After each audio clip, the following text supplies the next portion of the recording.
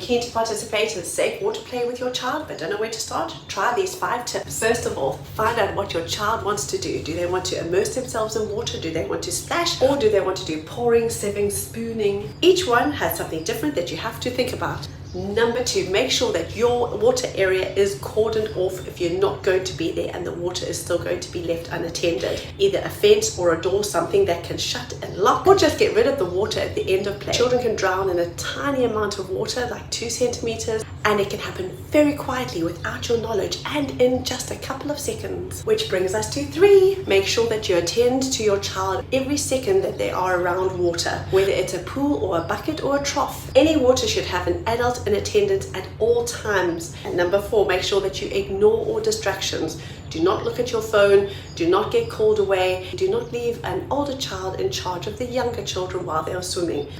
5, make sure that you have everything that you need before you actually go and do the water play, whether it's towels for mopping up or a change of clothes for the child to get into afterwards, any sort of scooping or pouring equipment that you may need. Have it ready before you move to the water area. And remember that if you have tiles or wooden flooring, anything that can get slippery with water, that is a slipping hazard. Mop up the water before anyone has a chance to slip and hurt themselves.